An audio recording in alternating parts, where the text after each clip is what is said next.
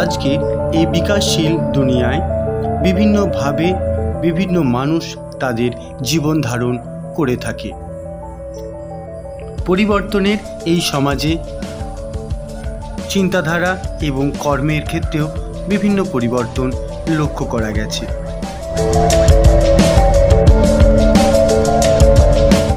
অপরদিকে গ্রামীণ ক্ষেত্রগুলির তুলনায় শহরি ক্ষেত্রগুলিতে রোজগারের উপায় তবুও বেশি, আর গ্রামীণ জনজাতি বেশিরভাগ ক্ষেত্রেই কৃষির ওপর নির্ভরশীল। জীবন জীবিকার জন্য গ্রামীণ মানুষ আজও কৃষি, পশুপালন, পারিবারিক হস্তশিল্প, ক্ষুদ্র ব্যবসা এবং কায়িক পরিশ্রম এর ওপরে নির্ভরশীল। ভারতীয় গ্রামীণ সমাজ আজও জীবন জীবিকার জন্য দারিদ্রতার সাথে লড়াই করেই চলেছে। আর এই সমস্যা নিরসনের জন্য সাল 1982-তে ভারতবর্ষের গগনে এক নতুন সূর্যোদয় হয়, নতুনভাবে শুরু করার সূর্য, গ্রামীণ যুবাদের জন্য স্বরোজগার।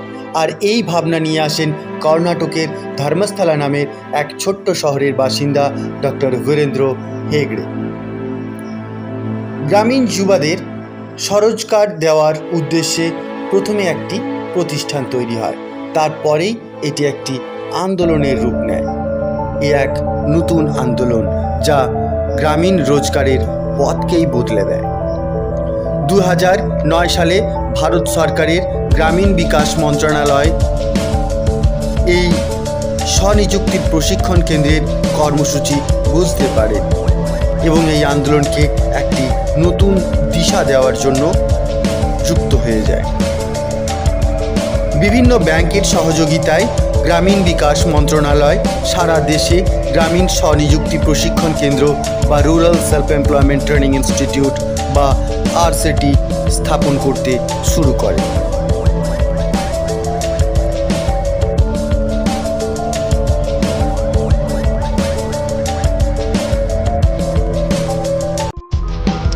এনারা হলেন সেই সব সফল উদ্যোগী যারা বিগত দিনে আরসিটি থেকে প্রশিক্ষণ নেওয়ার পর স্বরোজগারের পথের যাত্রী এবং নিয়মিতভাবে এনারা নতুন আইডিয়া নেওয়ার জন্য বা সমস্যার সমাধানের জন্য মিলিত হন। এ প্রসঙ্গে বলে রাখি, এটি হলো আরসিটির প্রশিক্ষণের একটি গুরুত্বপূর্ণ পার্ট, যা প্রশিক্ষণের পরও আগামী 2 বছর ধরে প্রশিক্ষিত ব্যক্তিদের এই সুবিধা প্রদান করে থাকে। কথাতেই আছে, সুস্বাস্থ্যই সম্পদ। আরসিটিতে দিনের শুরু হয় যোগা ক্লাসের দ্বারা, যা প্রশিক্ষণার্থীদের নতুন করে উদ্যমী এবং মানসিকভাবে ফ্রেশ রাখতে সাহায্য করে। যোগা ক্লাসের পর শুরু হয় শ্রমদান এবং এই শ্রমদানের পর প্রত্যেক ক্যান্ডিডেট নিজেরা স্নান টান সেরে, টিফিন সেরে নিজের নিজের ক্লাসে চলে যায়। প্রত্যেক প্রশিক্ষণার্থী নিজ নিজ যোগ্যতা এবং সম্ভাবনা অনুসারে কোর্স চয়েস করে নেন। বর্তমানে আরসিটিগুলিতে 64 ধরনের কোর্স রয়েছে।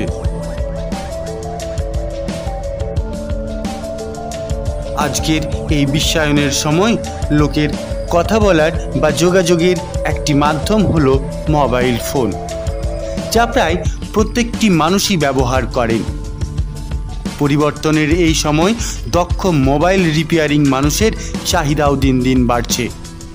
আর সেটিগুলিতে মোবাইল রিপেয়ারিং কোর্সের চাহিদাও তুঙ্গে। মোবাইলের হার্ডওয়্যার এবং সফটওয়্যার সম্পর্কেও প্রশিক্ষণ দেওয়ার পাশাপাশি প্র্যাকটিক্যালও করানো হয়, ফলে প্রশিক্ষণার্থীদের আত্মবিশ্বাসও বাড়ে। একজন ভালো ব্যবসায়ী হতে গেলে তার কিছু ব্যবহারিক পরিবর্তনও প্রয়োজন হয়, যেমন ভালো ব্যবহার, নিয়মিত শিক্ষা গ্রহণ, নমনীয়তা, সুযোগ খোঁজা, ধৈর্য ধরা, ঝুঁকি নেওয়ার ক্ষমতা, এই সব গুণগুলি যা একজন ব্যবসায়ীকে বড় হতে সাহায্য করে,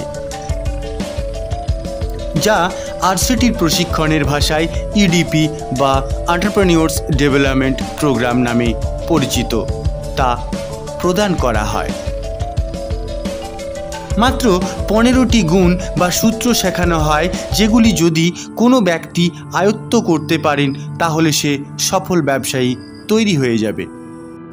প্রতিটি ট্রেনিকে প্রদান করা হয় সুস্বাদু খাবার, যা সারা দিন ট্রেনিকে এনার্জেটিক রাখে। ট্রেনিংয়ের পর প্রতিদিন হোমওয়ার্ক দেওয়া হয় এবং হস্টেলে যেন তা তৈরি করতে পারে তার জন্যও থাকে সুব্যবস্থা। এই যে আনন্দ দেখছেন, এই আনন্দ বিউটি পার্লার ট্রেনিংয়ের ব্যাচের ছাত্রীদের। এনারা সফলভাবে কোর্স করার পর আনন্দে মেতে উঠেছেন। এই আনন্দ স্বনির্ভরতার আনন্দ, জীবনে এক নতুন সূর্যোদয়ের আনন্দ।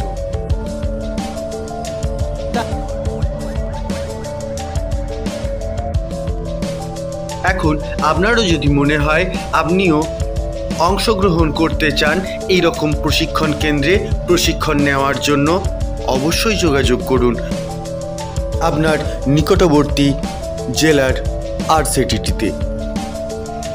আর স্বনির্ভরতার প্রশিক্ষণ নিয়ে